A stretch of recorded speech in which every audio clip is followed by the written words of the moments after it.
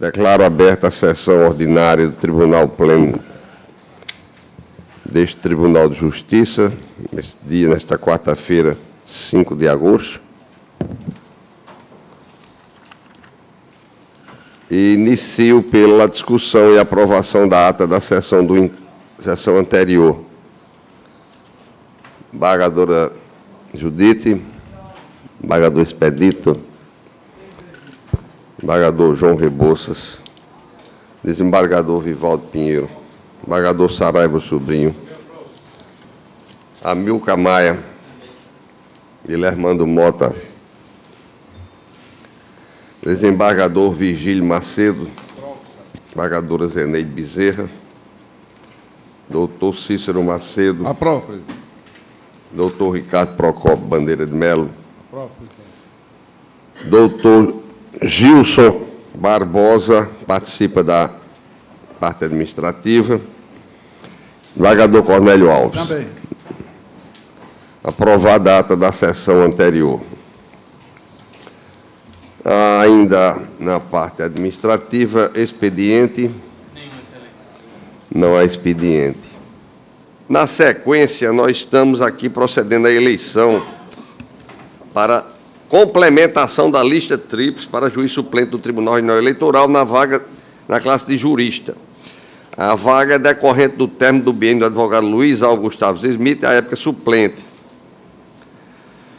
Estão inscritos o doutor André Luiz Pinheiro Saraiva, Vladimir Soares Capistrano, Afonso Adolfo de Medeiros Fernandes e Leonardo Vasconcelos Braz Galvão. Tivemos hoje, aqui, portanto, formalizada a desistência do doutor Cristiano Feitosa Mendes, que deverá ser constado o processo. E...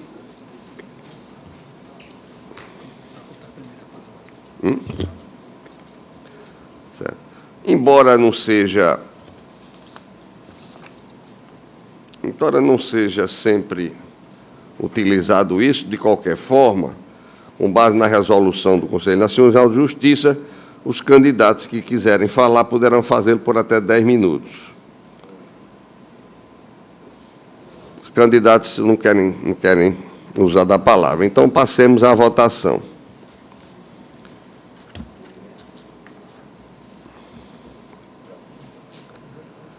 Eu trago aqui um voto,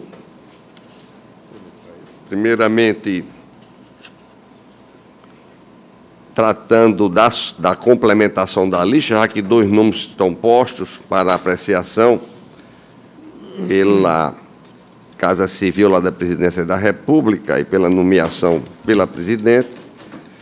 E examinei os processos, todos os pretendentes são excelentes profissionais e preenchem todos os requisitos para a judicatura eleitoral.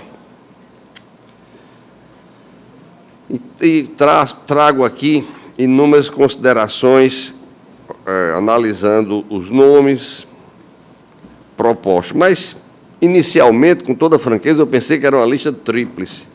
Depois foi que vim a saber que é um nome apenas para complementar.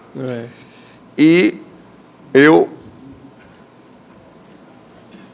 estou votando objetivamente, com as razões aqui já expostas, no candidato Leonardo Vasconcelos Braz Galvão, e aduzo algumas considerações, como objetivo fato: o candidato possui mais de 10 anos de efetiva atividade profissional, conforme certificado. No seguinte atributo, notável saber jurídico, verifica que o candidato tem experiência profissional mais de 10 anos, atuou como procurador-geral e consultor jurídico do município de São Gonçalo da Amarante, chefe da assessoria jurídica da SETA, diretor administrativo e financeiro da Companhia de Habitação Popular do Rio Grande do Norte, além de estar cursando o pós-graduação.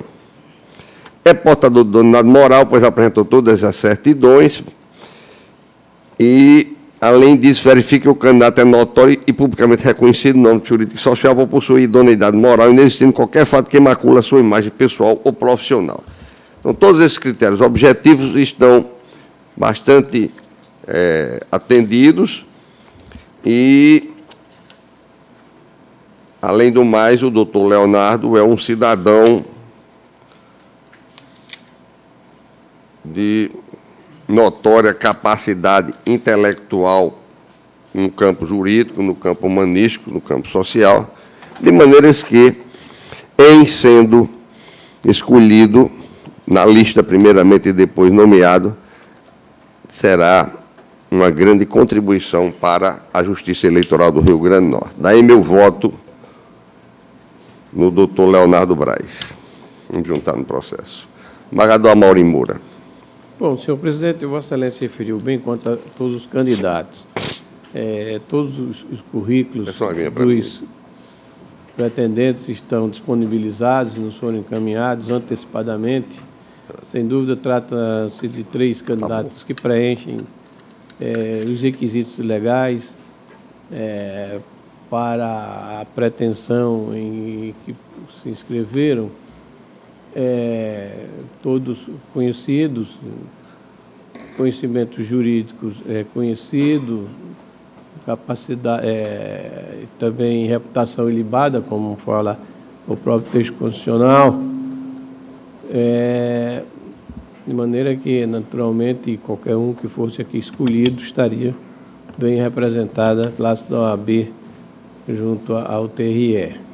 Nada obstante, senhor presidente, nós temos que escolher um, e ponderando, naturalmente, todos os currículos que me foram encaminhados, eu vou, no caso, votar no doutor Vladimir Soares Capistrano, excelência. Usando, naturalmente, discordar de Vossa Excelência, com a vênia permissa, com a vênia devida, mas a escolha é democrática e sempre salutar. Eu vou votar no doutor Vladimir.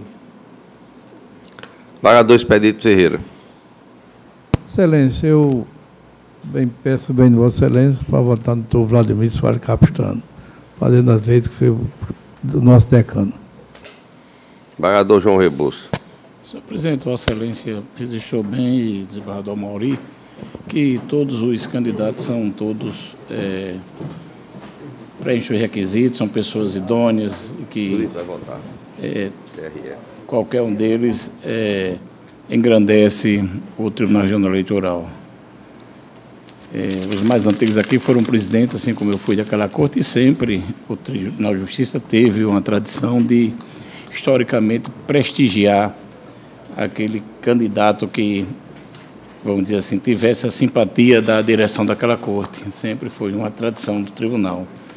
Vossa Excelência tinha me registrado hoje aqui pela manhã que o candidato de Vossa Excelência era o doutor Leonardo Vasconcelos Braz Galvão. Quando eu vi a publicação da lista, andei conversando com o presidente do TRE, com o desembargador Vigílio, e tinha dito a Sua Excelência que eu votaria no candidato que ele apoiasse ou que ele tivesse simpatia. E por isso eu vou pedir vênia a Vossa Excelência, porque já tinha dito isso, e manter a tradição da casa, eu voto também no doutor, sem desmerecer nenhum dos outros candidatos, doutor Vladimir Soares Capistrano. É como eu voto, senhor presidente. Embargadora Judite. Excelência, desculpe o atraso, mas porque eu tive de atender um telefonema de família, mas eu quero dizer a Vossa Excelência que eu também mantenho a tradição e voto no doutor Vladimir. Embargador Vivaldo Pinto. Excelência, como bem destacou Vossa Excelência e os colegas que me antecederam, todos os nomes engrandecem qualquer lista, mas eu vou pedir vênia a Vossa Excelência e também voto no doutor Vladimir Capistrano. Embargador Saraiva Sobrinho.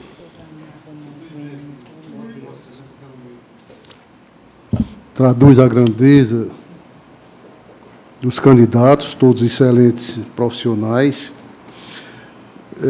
permanecem 4 na disputa, e eu gostaria até de, neste momento, estar votando numa lista tríplice, em razão da importância dos colegas que nos procuraram. Eu gostaria, sinceramente, mas, dentre os nomes, muito embora as preferências sejam diferentes, eu vou votar diferentemente do que foi votado até agora, eu vou votar no doutor André Luiz Pinheiro Saraiva.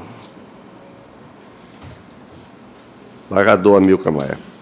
Senhor presidente, nós temos aqui bons candidatos e é uma pena que a lista não seja tríplice. Aqui limitou um, porque na realidade é apenas um para complementar a lista anteriormente enviada ao Executivo Federal.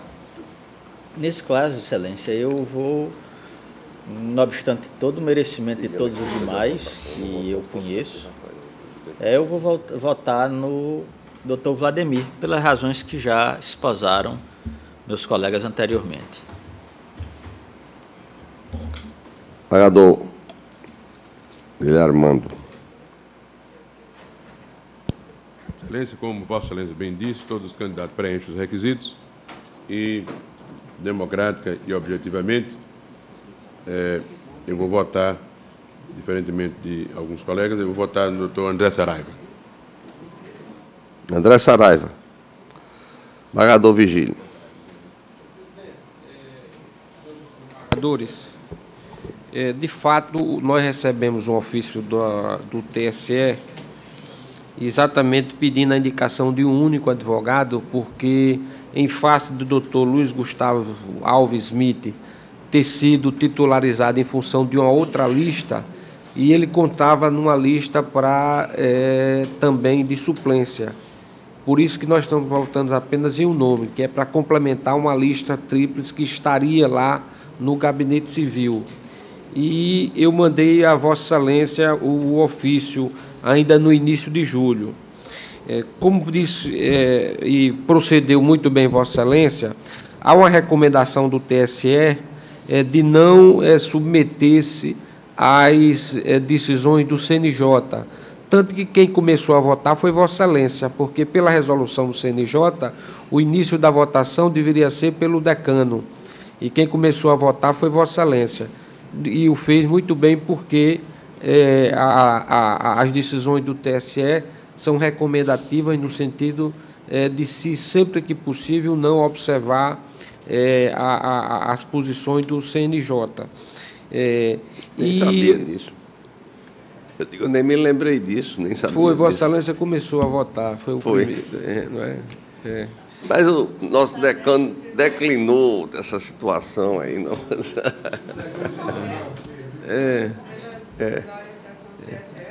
É assim do TSE. Vossa Excelência fez certo. E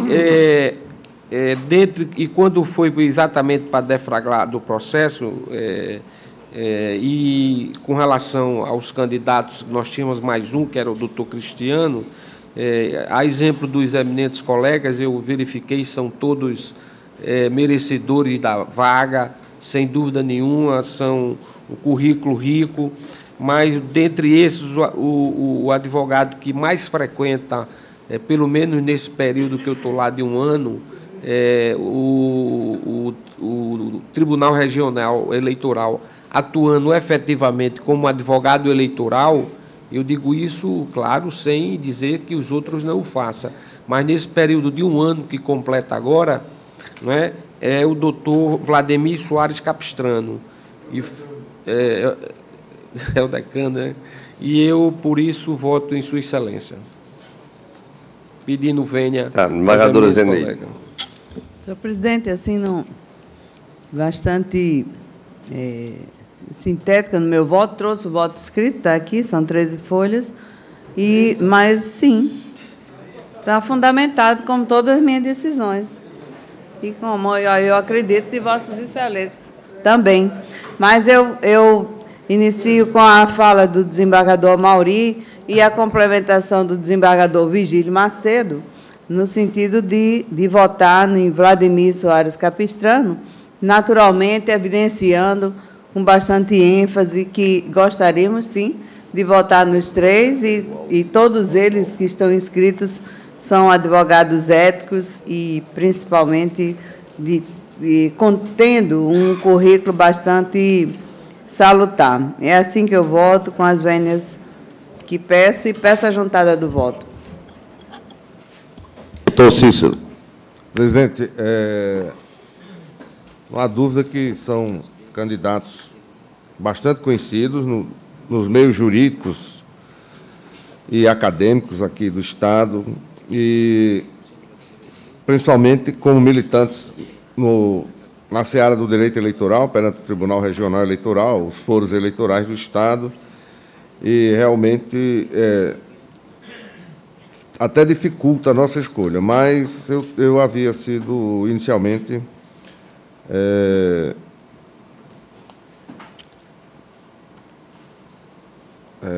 procurado, quem primeiro se apresentou como candidato pelo doutor Vladimir, e o tribunal está chancelando essa escolha, e eu acompanho os que votaram nele, também dando meu voto ao doutor Vladimir Capistrano. Doutor Ricardo. Senhor presidente, faço minhas as palavras dos que me antecederam. A lista realmente é muito rica, nos deixa à vontade para saber que qualquer um que logre vencer, que logre ser o mais votado, enriquecerá o Tribunal Eleitoral, mas por muitos motivos, mas um em particular, eu fiz parte daquela corte e pude testemunhar, como eu acho que foi chamada a atenção aqui pelo desembargador Expedito, salvo engano, o doutor Vladimir Capistrano tem uma atuação intensa lá, e pautada por muita ética. É uma atuação de excelência para todos que puderam vê-lo. Eu, particularmente, o conheci lá como profissional da advocacia eleitoral.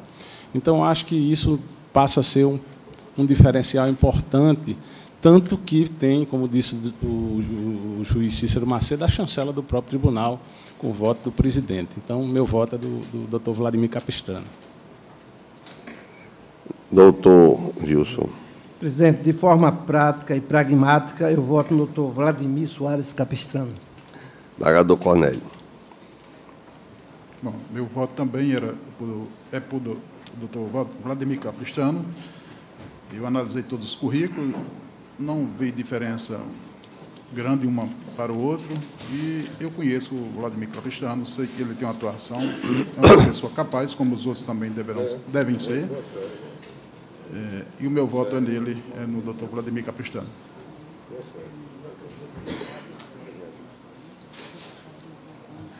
Bom, 2 votos para o doutor André, 1 voto para o doutor Leonardo Braz, e o restante 12 para o doutor Vladimir Capistrano. Será encaminhado, então, o nome, parabenizando o escolhido e parabenizando também os pretendentes que amanhã poderão ser escolhidos também, sem a menor dúvida. Todos são muito bons candidatos.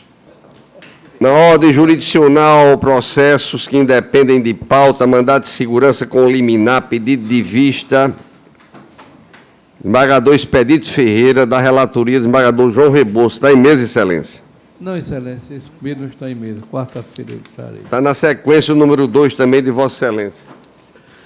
Mandar segurança 2015, 7421-4, impetrante Irani da Silva Lima Vieira e secretário de Saúde Pública do Estado do Rio Grande do Norte. São aquelas licença-prêmio por assiduidade que a declaração do chefe imediato da ausência prejuízo funcional e pelos precedentes do tribunal, estou concedendo a segurança. Ela é enfermeira, né? Pela licença-prêmio. Licença-prêmio. Na esteira de precedentes, Excelência. Houve um indiferimento administrativo, né? Sim. Apesar do chefe imediato ter dito que não havia nenhum prejuízo para ela tirar essa licença-prêmio dela. Vossa Excelência está concedendo a segurança. Concedendo a segurança. Os precedentes desse tribunal. Alguma divergência?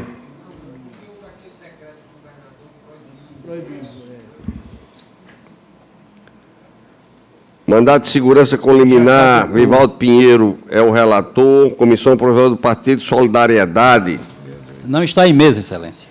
O 4 de Saraiva Sobrinho, Benedito Guedes Bezerra, governador do Estado do Rio Grande do Norte.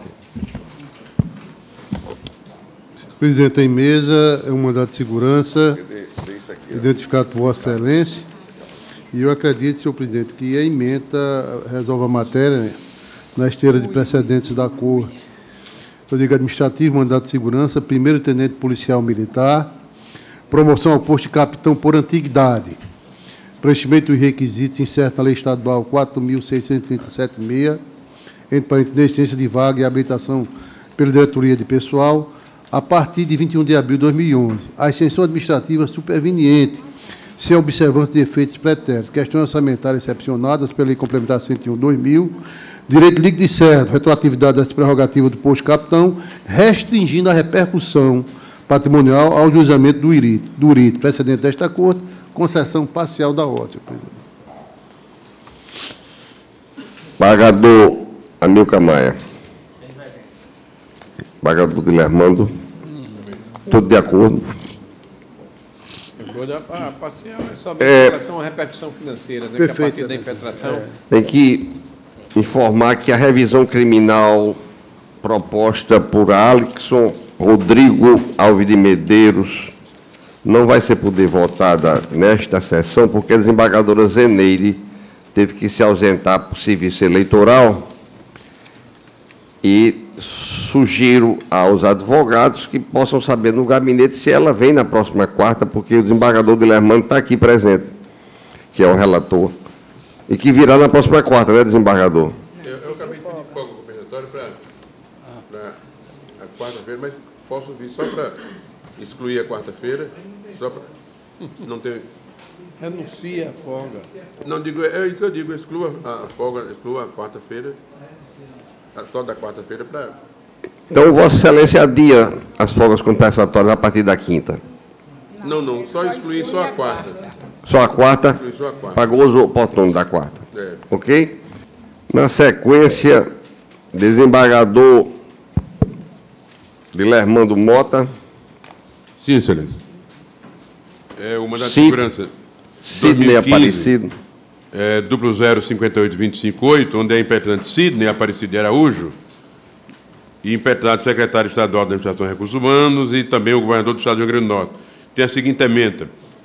Tem precedente deste Tribunal Constitucional, Financeiro e Administrativo, mandato de segurança, policial militar do Estado, preliminar de ilegitimidade passiva do governador do Estado, suscitado de ofício pelo relator, precedente desta Corte, acolhimento, pretensão de implantação de subsídio de terceiro sargento, inexistência de óbices à implantação por questão de ordem financeira e orçamentária, ente público no limite prudencial de gastos com pessoal, inteligência do artigo 19, primeiro quadro da Lei de Responsabilidade Fiscal, precedente desta Corte, concessão da segurança, excelência.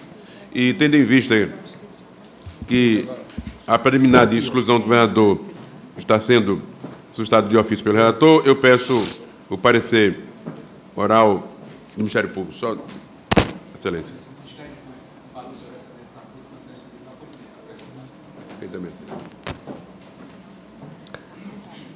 O próximo, excelência. Estou de acordo com isso. O próximo é a Adriana Célia dos Santos Pimentel. Correto, excelência. Já identificado. Comandante-geral da Polícia. Identificado Vossa Excelência. Tem a seguinte emenda também na ordem de precedentes deste Tribunal Constitucional, Financeiro e Administrativo, mandato de segurança, policial militar do Estado, segundo sargento, omissão estatal quanto à promoção ao posto de primeiro sargento, cumprimento de prazo superior ao dobro previsto legalmente. Artigo 30, parágrafo 1 da Lei Complementar Estadual 1515/2014, desnecessidade de comprovação da existência de vaga, promoção ex officio na condição de excedente, ausência de óbices de ordem financeira e orçamentária. Artigo 19, parágrafo 1º da Lei de Responsabilidade Fiscal, direito à promoção, precedentes desta Corte, concessão da segurança. Tem vários pretendentes da Corte, excelência. Alguma divergência? Pode ir. Desembargador Guilhermando não tem mais processo. Desembargador Vigílio Macedo. Mandato de segurança. É o 7º da pauta. Mandato de segurança 2014, 17.8368. Origem, Tribunal de Justiça, impetrante Francisca Nivânia Xavier da Silva, advogada doutora Juliana Leite da Silva, impetrado governador do Estado, ente público é o Estado do Rio Grande do Norte, procuradora doutora Tereza Cristina Ramalho Teixeira. O voto está disponibilizado, senhor presidente, e existem já inúmeros precedentes aqui nesta Corte. Eu digo o seguinte: mandato de segurança, concurso público, candidata aprovada dentro do número de vagas previstas no edital. Há uma preliminar de perda de objeto suscitada pela autoridade coatora que eu rejeito em consonância com o parecer do Ministério Público. No mérito, eu digo o seguinte: mandamos que deve ser impetrado após a expiração do prazo de validade do concurso. Mérito, aliás, direito subjetivo à nomeação no prazo de validade do certame, precedente desta Corte e do Superior Tribunal de Justiça, concessão de segurança. E aqui no item da subementa 3, eu cito precedentes. Um deles do desembargador Amaury Moura, outro do desembargador Experdito, um do desembargador Saraiva Sobrinho, julgado no dia 3 de 9 de 14, um do ministro Arnaldo Esteve, de 2013, e outro do ministro Mário Camba. É a concessão da segurança em consonância com o parecer do Ministério Público.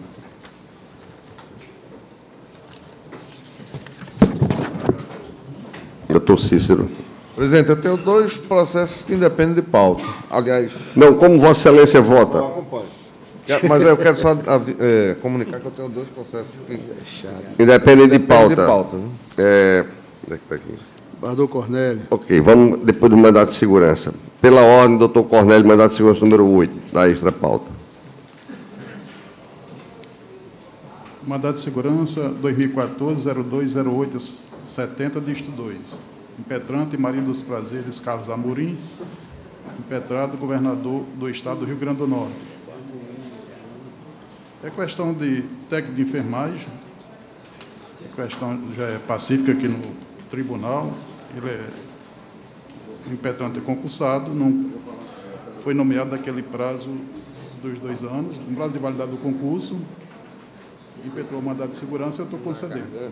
Tem uma preliminar de legitimidade passiva, entrou também contra o secretário de administração, não de saúde, e por isso talvez o procurador tenha que se pronunciar. Excelência, a semelhança da manifestação anterior, com base no artigo 6º, parágrafo 3º, da Lei de Mandato de Segurança, e inúmeros precedentes dessa coisa, o Ministério Público manifesta o sentido do acolhimento da preliminar suscitada por Vossa Excelência. No mérito, é concedendo a segurança. Ele foi aprovado no concurso, não foi chamado, e eu estou concedendo a segurança. Desembargador Amaury, desembargadora Judite, todos concordam com o relator? Vossa Excelência ainda tem um processo, não é, desembargador? O 9? Sim, mandato de segurança 2014-01-3851, dígito 5. Impetrante José Roberto Cabral e outros. É a mesma questão, né? Só que aqui são vários impetrantes e eu estou concedendo no mesmo sentido do anterior. Doutor Cornélio, só identificar os outros, você que tem algum parentesco? São muitos. Mandato de segurança, impetrante José Roberto Cabral, Meritícia Cátia Pereira Miguel, Soeli Duarte Alves, Franciano Silva, Evandro Gonçalves, Bruna Gonçalves, Simone Barbosa, Amanda Lidiane, Magnélia dos Santos Vieira, Ursulina Sonali, e Marília Osílio da Silva e Gilvane Maurício Dias de Pontes. Contra o Estado do Rio Grande do Norte e contra o secretário. Todos aprovados dentro do número de vagas? Todos dentro do número de vagas, no mesmo sentido do anterior. Todos de acordo? De acordo. Mesma votação. Exaurida extrapauta mandato de seguranças, nós vamos agora aos recursos sem mandado de segurança e outros processos que independem de pauta. Embarque de declaração de Lermando Mota. Sim, Excelência. É o embarque de declaração da embargante em GECOM, Engenharia e Construção Civil Limitada, embargado do Estado do Rio Grande do Norte. Tem a seguinte emenda. Processual civil, embarque de declaração, alegação de contradição e obscuridade no acordo embargado, inocorrência dos aludidos vícios, tentativa de rediscussão da matéria, impossibilidade, conhecimento e rejeição do recurso. Sempre somente a tentativa de rediscussão da matéria. Há alguma divergência? Embargador Amaury Moura, agravo interno em mandato de segurança, na sequência do embargador João Rebouças, Saraiva Sobrinho, de Lermando e Cícero. Não está em mesa, Excelência. Eu tenho um agravo interno realmente que eu trouxe aqui, mas há umas correções a serem feitas e não estão em mais o processo. Embargador João Rebouças. Senhor presidente, tem em mesa o agravo regimental em mandato de segurança, que é agravante Omar Barro de Souza e agravado o presidente do Instituto de Previdência do Servidor do Estado do Rio Grande do Norte. E a matéria é, inclusive, sumulada aqui pela Corte, súmula 02, da incompetência deste tribunal. Monocraticamente, eu determinei que o processo fosse para primeiro grau de jurisdição, em obediência à súmula 02 desta Corte, e o advogado está apresentando agravo regimental. Quais são as partes, embargador? Omar Barro de Souza e o presidente do IPERNE. Agravante e agravado. advogado doutor Luzinaldo Alves de Oliveira. Estou mantendo a decisão em obediência à súmula 02 desta Corte. Todos em competência acompanham o desembargador João Batista Rebouças. Desembargador Saraiva, Vossa Excelência tem um agravo. Pois não, senhor presidente. É um agravo regimental em mandado de segurança, onde é agravante o SINAI, Sindicato dos Servidores Públicos da Administração Indireta do Rio Grande do Norte, e agravado o Estado do Rio Grande do Norte. Esse voto está disponibilizado, eu procurei ser bem didático, pedagógico na sua elaboração, é tanto que a emenda eu fiz com sub-emendas, sub-itens, para que melhor esclarecesse. Mas a matéria é conhecida da Corte, a N precedente, ou seja, presidente Bardô Ibanez. Só na parte que mais que interessa, agravo regimental e mandado de segurança coletivo, deciso interferitório do pedido de pagamento de valores atrasados. Se questiona aqui R$ 33.384.111,45, em favor de, indistintamente, todos os beneficiários. Eu uso essa expressão do próprio agravante, né? Ressalvando, todavia, a legitimidade da entidade sindical para aforamento de execuções autônomas. O tribunal já decidiu, inclusive, Bardô Ibanez, Bardô Vivaldo nessa linha.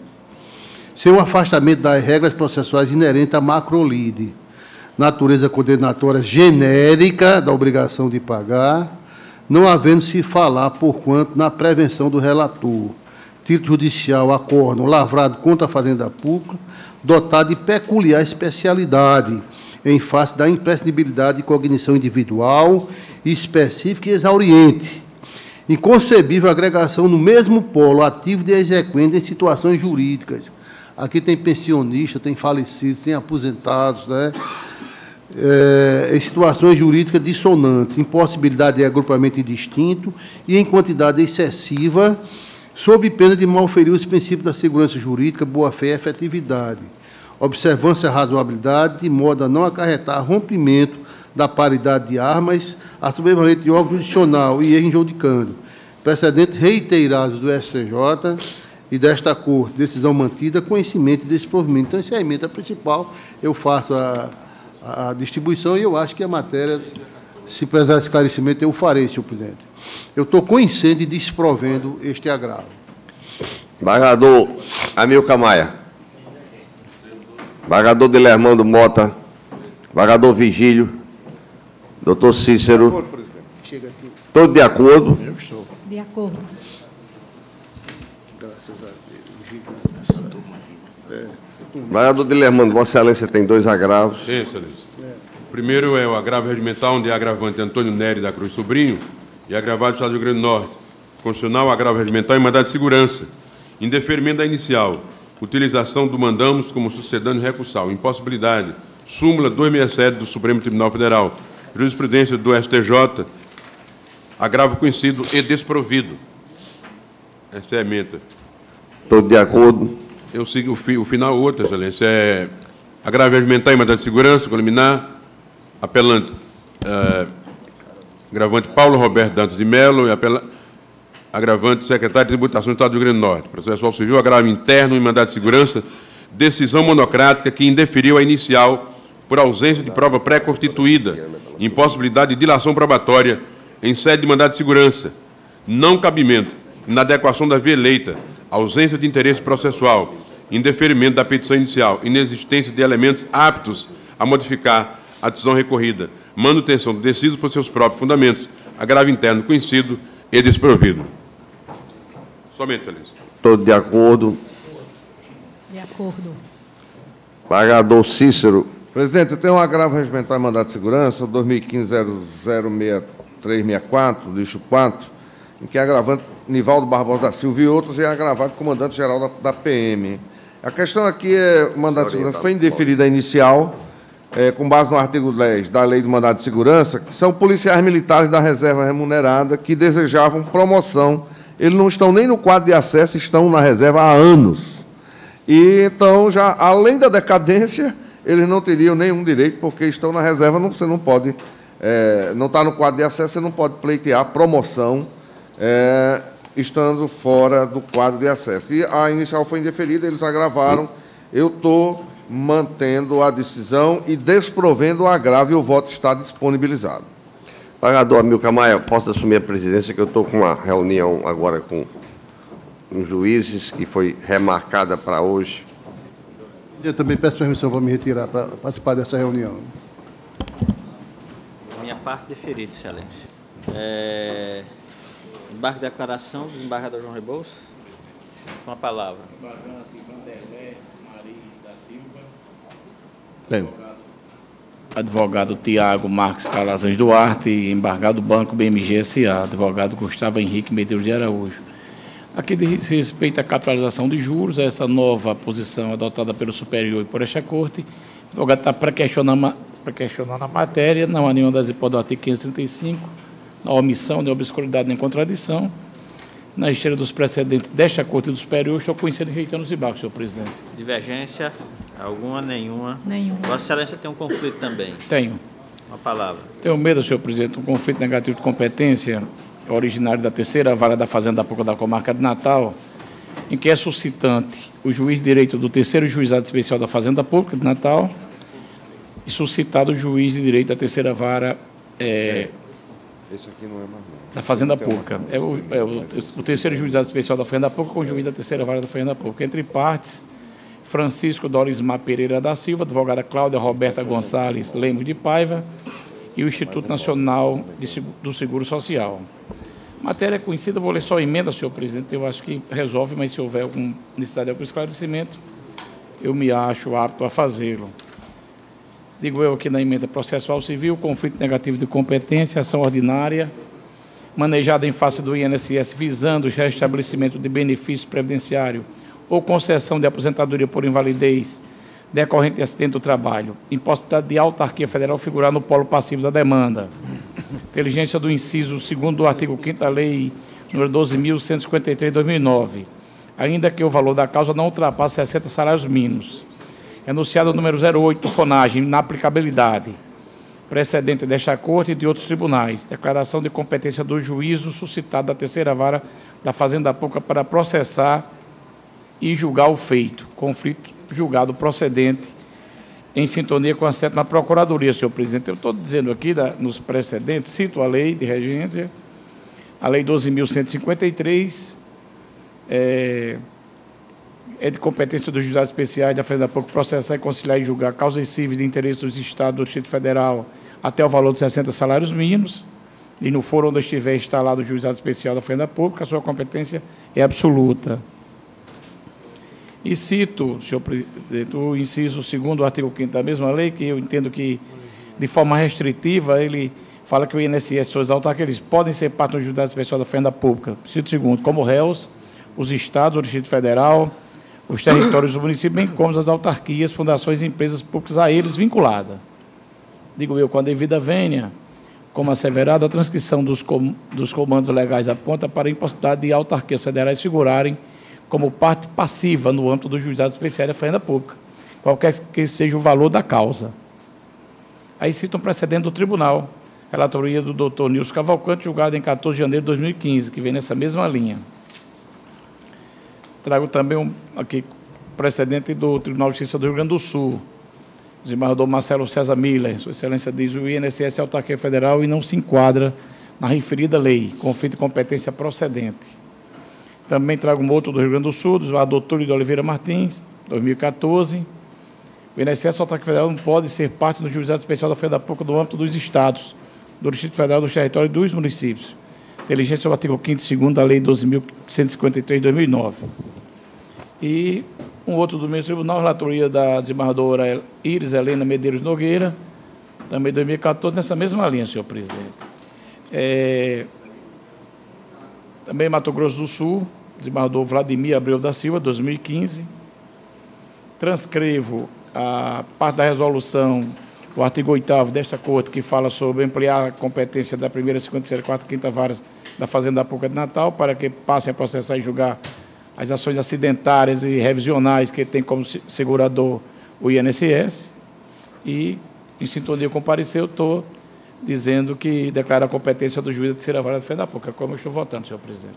É interessante. Eu, inclusive, se tivesse participado, ia até pedir uma vista antecipada do processo, porque, na realidade, tem algumas decisões em sentido contrário aqui. Mas me parece que há uma questão de observância que a nossa lei que institui o juizado faz essa ressalva com relação à delimitação de competência.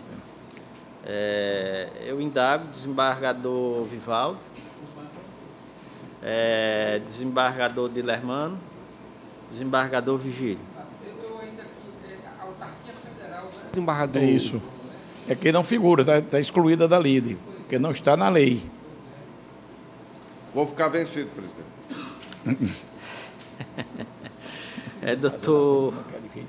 Doutor Ricardo. Doutora Virgínia. Acompanha o relator, excelência. Desembargador Cornélio. Com o relator.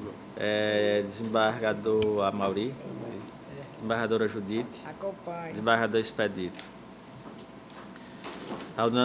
Por maioria, vencido doutor Cícero. Retorno a palavra ao desembargador Amauri para que ele... Tem um conflito, não é, desembargador? Excelência. Uma palavra. O conflito negativo de competência, em que suscitante o juiz de direito da primeira vara da Fazenda Pública da comarca de Natal e suscitado o juízo de direito da segundo juizado especial da Fazenda Pública da mesma comarca, entre partes Antônia Maria Rosângela Cabral da Costa e o Estado do Rio Grande do Norte. Aqui, senhor presidente, trata-se de conflito em que suscitante, como disse o juiz da primeira vara da Fazenda Pública, e suscitado o da segundo juizado especial, nos autos de ação ordinária, em que se pretende o recebimento de adicional de insalubridade. Originariamente, o processo foi distribuído ao juizado especial, ao segundo juizado especial, e ele entendeu que, como havia necessidade de uma perícia técnica, não seria o competente para processar e julgar o feito. E foi distribuído, então, para o juízo suscitante, que é o da primeira vara da Fazenda Pública. E o juízo argumenta que o processo é de alta complexidade, porque exige uma perícia técnica, uma avaliação do grau de periculosidade, do ambiente de trabalho, enfim, suscitou o conflito. Eu estou aqui, senhor, a primeira promotora de justiça, em substituição à 7ª Procuradoria, opinou pelo reconhecimento da competência do juizado especial da Fazenda Pública. Ocorre que há um precedente recente desta Corte, da lavra da desembargadora Zeneide, agora de 23 de abril de 2015, que reconhece a competência da vara da Fazenda Pública. E diz Sua Excelência que, apesar da Lei 12.153 de 2009 admitir exame técnicos em ações que tramitam no juizado especial, mas naquelas ações em que a complexidade da matéria, que envolve uma perícia mais complexa, com indicação, que é o caso, com indicação de assistentes técnicos, né, para aferir não só o grau de periculosidade, mas o ambiente de trabalho e outros detalhes a tanto inerentes, se desloca a competência para o juizado, não para o juizado especial, mas para o juízo da vara da Fazenda Pública. O precedente que eu trago e fundamenta o meu voto, até por uma questão de segurança jurídica, diz exatamente o seguinte: conflito negativo de competência, ação que busca o reconhecimento de caracterização e classificação do adicional de insalubridade, necessidade de avaliação das condições do local de trabalho da parte autora e o seu grau de exposição a agentes nocivos, realização de prova pericial que não se coaduna com o conceito de mero exame técnico, previsto no artigo 10 da Lei 12.153 de 2009. Complexidade da causa que inviabiliza o processamento perante o Juizado Especial da Fazenda Pública. inteligência do artigo 98.1 da Constituição Federal e observância aos princípios orientadores dos juizados especiais, simplicidade, informalidade e celeridade. Conflito coincido para declarar a competência da primeira vara da Fazenda Pública da comarca de Natal. É exatamente nessa esteira que eu conduzo o meu voto, senhor presidente, reconhecendo, portanto, a competência da primeira vara da Fazenda Pública para dirimir o feito. Como voto, senhor presidente. Alguma divergência, algum esclarecimento ao voto do relator? Pois não, fica a palavra. Devido a vez, eu vou discordar da posição do Arnaldo Maurício, dos meus líderes intelectuais, mas essa matéria, a gente tem resolvido lá na Fazenda, essa constatação, não é nem uma perícia, é uma mera constatação no local que é feito, geralmente, pelo próprio órgão do Estado ou por uma pessoa designada. Eu entendo que não há nenhuma complexidade nessa situação. Tem centenas de demandas dessa mesma natureza lá, são servidores públicos que trabalham geralmente na área de saúde e que trabalham num laboratório, isso é fácil, ou no ITEP, ou numa outra dependência do poder público. São situações que são facilmente constatáveis e não há necessidade dessa perícia que envolva uma complexidade. Então, pelo menos, me permita divergir, desembargador, mas eu vou ficar vencido nessa... eu ficarei vencido, porque eu acho que não havendo essa complexidade, a competência, no meu entender, é do juizado da Fazenda Pública. É o meu entendimento, presidente. Pois não.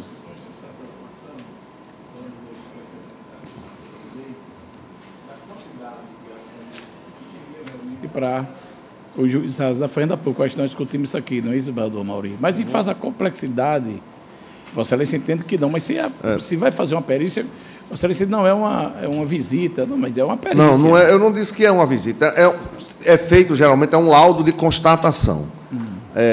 Pode ser até mesmo por uma pessoa designada pelo próprio juizado. Ele vai constatar se o ambiente de trabalho é ou não. Então, não há um debate técnico acerca de se fosse uma outra questão que envolvesse substâncias tóxicas, a lei federal diz substância radioativa, etc. Alguma coisa fala num laudo, né? A lei federal fala num laudo, né? Mas necessariamente no juizado não precisa ser laudo, pode ser um outro documento que dê um mínimo de referência do ambiente, da situação fática. Eu acho que tem decisões para todos os lados, né? Mas no nosso posicionamento tem sido...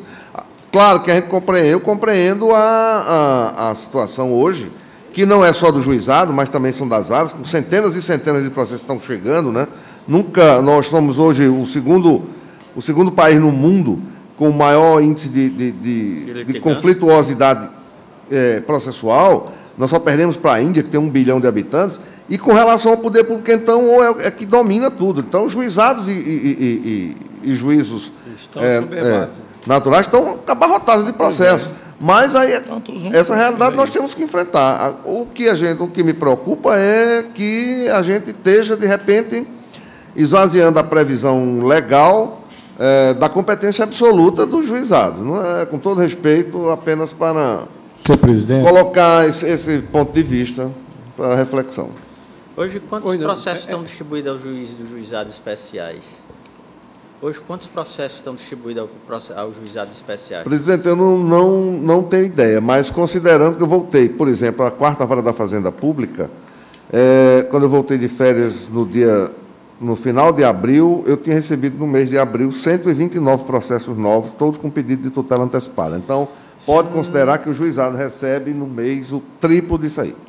E tem menos vara do que a tem Fazenda menos Pública. Mas o problema é que precisaria, então, se repensar a questão da competência. Senhor presidente. Essa matéria, me permita, governador, o juizado especial está marcando audiência para o ano que vem. É isso, Bardão. Está marcando para fevereiro, para março, abril. Tem audiência marcada para abril, o juizado especial. Por isso que eu falei na questão da segurança jurídica, governador Cícero, em face do recente precedente, agora de abril. Exato. A lei realmente ela fala em exame técnico. Exatamente, isso foi discutido naquelas questões da insalubridade. Da insalubridade. A gente discutiu muito isso. Pois é. Então, essa questão da insalubridade, naturalmente, não sei, é claro que cada caso vai definir se é um mero exame técnico ou um simples atestado supriria essa prova pericial, ou teria a amplitude e a força probante de uma prova produzida com mais detalhes, com formulação de quesitos, com apresentação de assistentes técnicos, com o exame do grau de insalubridade, porque tem que aferir, inclusive, esse grau de insalubridade. Eu penso, aí com Vossa Excelência, que, claro, que não seria, de uma forma genérica, qualquer processo, porque dependeria de um mero exame técnico, seria da competência da Fazenda Pública. Mas me parece que, nesse caso... desembargador, nos processos que nós temos lá, que a gente vê, quando o servidor pede o adicional por insalubridade, a própria administração, vai alguém lá e faz aquela constatação. Tem uma comissão do Estado própria para isso, uma comissão inclusive. própria. Sabe? Então, Se o ambiente é... Eu admito até que a matéria pode até merecer uma maior reflexão, mas há esse precedente. E agora, desse ano, em respeito, como eu disse, até a questão da segurança jurídica, e para o jurisdicionado já saiba qual é o juízo que ele tem que procurar. Né? Então, nesses casos, ficou definido, a decisão foi unânime, que seria da vara da Fazenda Pública. Não, acho que o desembargador Ibanez ficou vencido nessa questão. Não consta aqui, realmente ela não fez referência se há competência. Foi, não é código, excelente. Parece que ele ficou vencido. De qualquer forma, fica um voto... oportunidade, sim, o desembargador Ibanez foi vencido quando se debateu essa questão. Senhor presidente, eu queria só um esclarecimento do eminente relator. Vossa Excelência falou em assistente, e eu aqui estou sem saber se o assistente é do caso ou se foi do precedente. Porque, realmente, quando precisa de assistente, aí a complexidade, porque a complexidade é processual. Parece-me que, quando a lei falou em uma poder perícia, está se referindo a não poder perícia naquele rito ordinário do processo ordinário, porque ali distende realmente o processo. Né? E frustra a simplicidade, a informalidade. Frustra o fim do juizado especial. Do juizado especial. Mas assim, a complexidade só para a elaboração do laudo, parece-me que, se for o caso, aí eu acompanho a divergência, com todo respeito. Se for a complexidade só da elaboração do laudo, porque a complexidade aí é do técnico, não é uma complexidade do processo, não vai retardar o processo. Agora, eu fiquei mais confortável aqui, porque eu estava achando que havia designação do assistente no caso de que tratava o desembargador Maurício. Se Vossa Excelência pudesse fazer esclarecimento, em que é que consiste essa complexidade? O juiz refere só que trata-se ele não diz exatamente, também porque não foi deferida ainda essa prova. Não é? Ele, na visão dele, diz que trata de matéria de alta complexidade, que exige, ele, o juiz da causa, entende, naturalmente, ele vai pedir. Entendi. Não é? O juiz, o citado, ele invoca só o artigo da lei que diz que, dependendo de mero exame técnico, não seria caso de juizado. Eu acho que, com relação ao serviço público, aqui, pelo menos no que a gente vê em termos de Estado e Rio Grande do Norte, que são ligados geralmente à área de saúde, não há nenhuma dificuldade de se constatar se o ambiente, o servidor está trabalhando num ambiente insalubre ou perigoso, né? Diferente do mundo privado. O problema é que eu vejo o doutor Ricardo chamou a atenção numa coisa, a desvirtuação da característica do juizado especial. Isso, exatamente isso.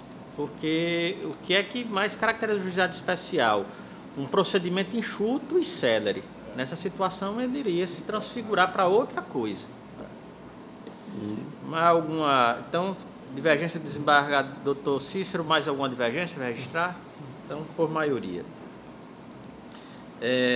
Desembargador Saraiva não se encontra.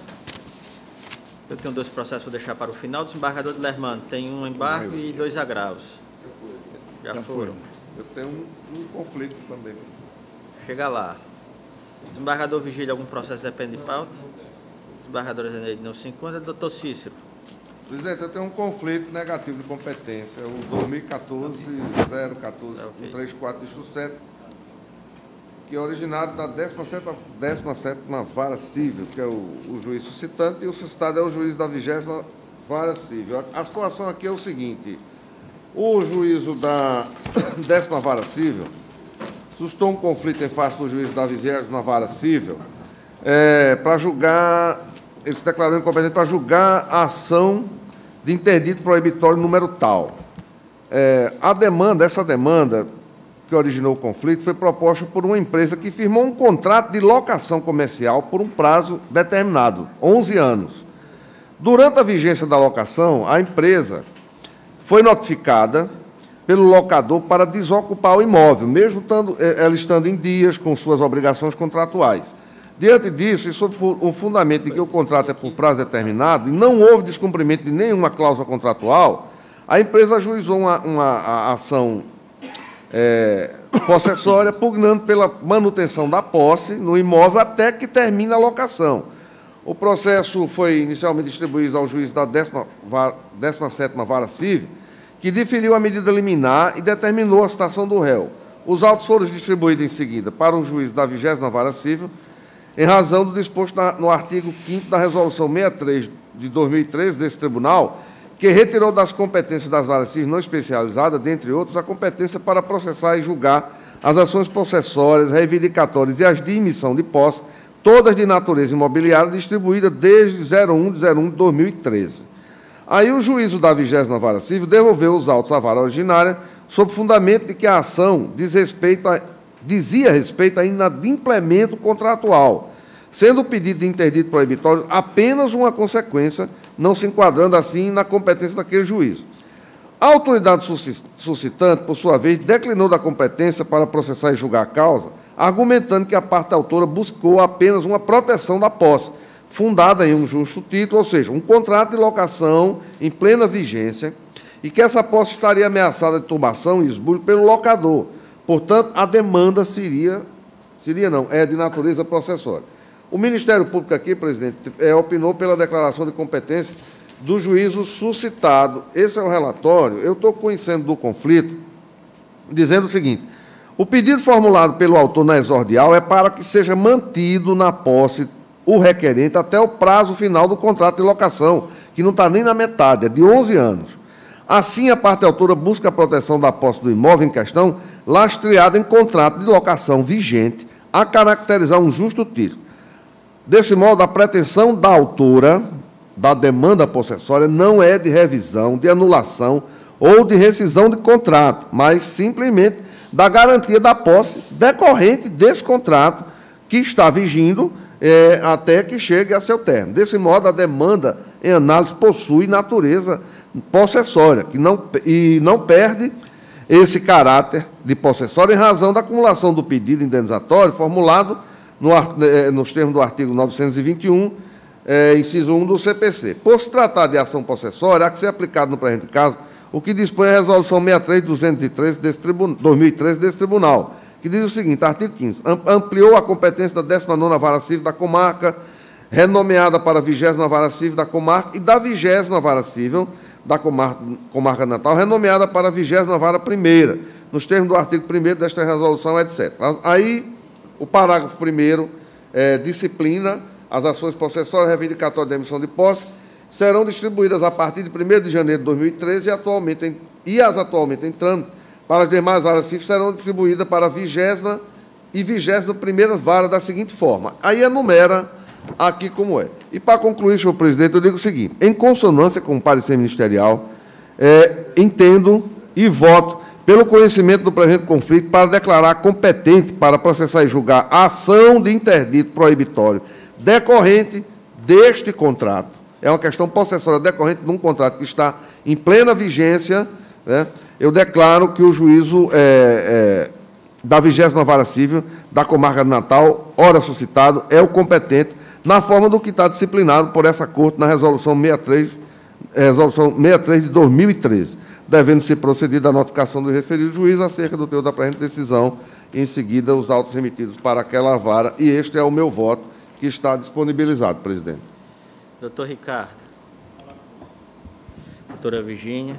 Acompanho o relator, excelência. Desembargador Cornélio. Acompanho, senhor. Desembargador Mauri. Também, excelência, acompanho. Desembargadora Judite. Desembargador João Rebouças. Sem divergência. Desembargador Rivaldo. Com o relator. Desembargador Lermano. Desembargador Vigílio. Senhor presidente, rapidamente, apenas para distinguir aqui, para dizer, porque não se está aqui discutindo a natureza jurídica dos dois institutos jurídicos, no caso, tanto a alocação quanto as possessórias, no caso, manutenção, reintegração e aqui no caso do interdito. Porque a vigor, no pano de fundo, as coisas são distintas. Não cabe possessório em casos de contrato de locação. A locação vai ser discutida através da ação de despejo ou através da ação diversa. O problema é que veio a resolução do Tribunal de Justiça, a 63/2013 TJ, que transferiu essa competência que era da 17ª Vara para a 20ª e para a 21ª, só isso. Foi uma questão de distribuição de competência, não com relação ao pano de fundo da questão. Apenas que diz, tais processos que estavam sendo tramitados, em em tais varas cíveis, serão agora, porque foram criadas as novas, no caso, a 20ª e a 21ª, essas duas, tanto que as de números 1, 3, 5, 7 e 9 serão redistribuídos para a 20ª Vara, e os 2, 4, 6, 8 e 9 serão redistribuídos para a 21ª Vara. Então, no caso aqui, a aplicação é da resolução e não do pano de fundo. Também, mas não é só isso, porque existe um contrato de locação que está em plena vigência, sem nenhuma anomalia, sem nenhuma inadimplência nem nada. E o locatário foi notificado para desocupar sem nenhuma razão. E ele quer apenas, não é? Como ele está detendo legalmente, licitamente, contratualmente, o principal, ele quer preservar o acessório, que é a posse do imóvel, enquanto o contrato vigie, que o contrato é por tempo determinado de 11 anos. É só mostrar que essa proteção não é ação possessória, como instituto... Não, ele pediu apenas para permanecer na posse em decorrência da relação contratual. Pronto, porque na realidade... Que é aquilo que é admissível. Você, contrato, por exemplo... Os contratos de leasing, os contratos de arrendamento mercantil, você tem a posse. Na verdade, ele vai ter decorrência a posse, do contrato. Está pedindo a posse, a proteção da posse dele. Você tem decorrência do contrato de locação, a posse do imóvel. Colegas. Nada. Desembargador Cornélio tem um conflito com a palavra.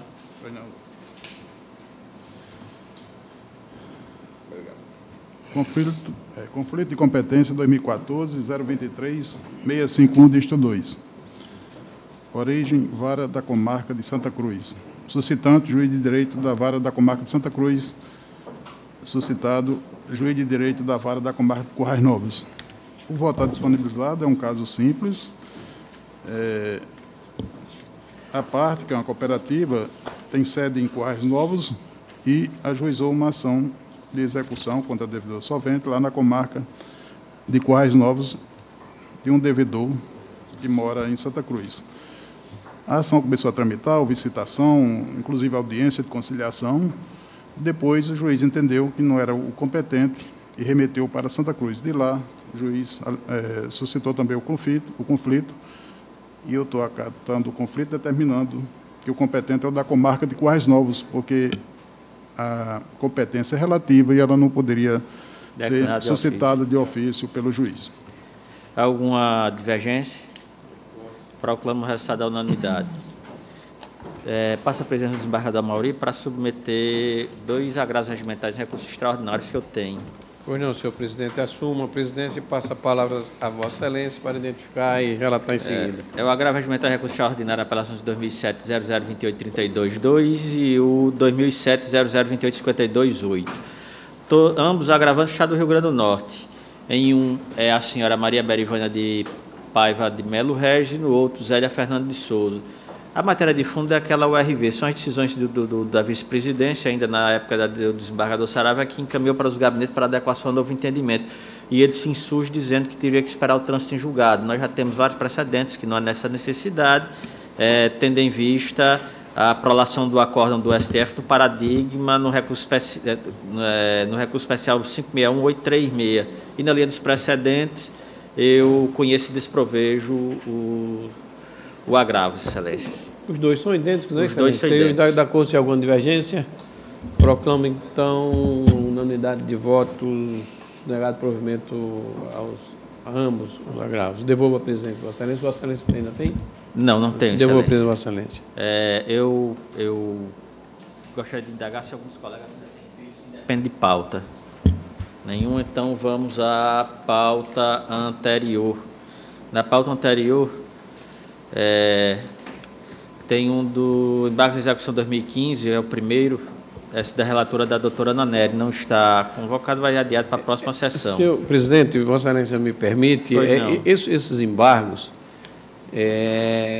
há alguns meses ele vem sendo colocado, ele está na pauta, ele vem sendo colocado, não, ele está na pauta para julgamento, e não tem sido possível o seu julgamento em decorrência de suspeições e impedimentos de alguns colegas, de vários colegas. Tanto é que, ainda antes das minhas férias, esse processo já estava na pauta, foi chamado aqui várias vezes, não foi possível julgá-lo por falta de quórum. Eu saí de férias, foi retirado de pauta, voltou para a doutora Ana Nery, a doutora Ana Nery não pôde julgá-lo pelo mesmo motivo. Eu penso que seria interessante se convocar mais juízes de primeiro grau para compor esse quórum, porque eu acho que está uns 3 meses. Inclusive, Excelência, lá no gabinete que eu não funcionava no GTNS, quando se tratava de auxiliar técnico, nos embargos e execuções, eu vou para evitar maiores prejuízos para até o decorrer da situação, eu vou funcionar nos embargos e execução, porque na realidade a matéria de fundo já foi julgada. Está só analisando a questão dos cálculos apresentados. Então, não vi mais qualquer motivo para que a minha suspeição permanecesse nessa situação. E estava trazendo um prejuízo para a conclusão desses processos no próprio tribunal. Então, eu vou funcionar, porque trata-se apenas da verificação da legalidade dos cálculos apresentados, nada mais do que isso. A matéria de fundo já foi transitada em julgado, a decisão já transitou em julgado, já não tem mais qualquer discussão sobre a questão de mérito. Então, fazer a convocação de pelo menos mais 3 juízes. Porque nesse caso aqui, por exemplo, há suspeições já declaradas, tem o impedimento do desembargador João Rebouças, suspeições da desembargadora Judite, desembargador Expedito, de Lermando e de Vigílio. Desembargador, fui informado que no quórum há 10 habilitados para julgamento. Fazemos a proposição do seguinte: na próxima sessão se daria prioridade para o julgamento. Vossa Excelência pode fazer o seguinte: no caso, republicada a relatoria de Vossa Excelência. Com a minha relatoria, perfeito. E na sessão que ele fosse publicado, se daria preferência, julgaria no início da sessão, tendo em vista essa. Inclusive ele já é o primeiro da pauta anterior. Não, mas independente da prioridade, independentemente da pauta anterior. Julgaria. Entendi, Excelência. Tendo em vista a extraordinariedade da. Então, retira-se de pauta e republica-se com a minha relatoria já. Ok, deferida alguma consideração.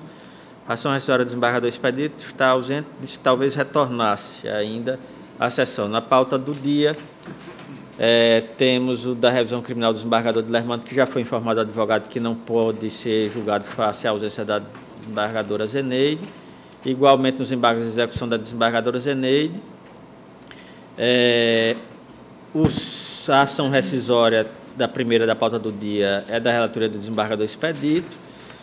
A segunda ação rescisória é da minha relatoria, tendo como revisão o desembargador de Lermando. Mas eu gostaria de requerer a retirada de pauta. Nesse caso, eu passaria até a presidência para o desembargador Amauri, mas eu vou logo apresentar a razão. É porque a parte autora ela apresentou um pedido de desistência. E na linha do 267 do CPC, nós temos que ouvir, no caso, a parte ré, antes de se pronunciar sobre aí. Então, estou pedindo a retirada de pauta, senhor desembargador. Ok, deferido, a unanimidade, retirado. Devolvo a presidente de Vossa Excelência. Para os devidos fins. Tendo em vista a ausência dos 2 processos, eu declaro encerrada a sessão.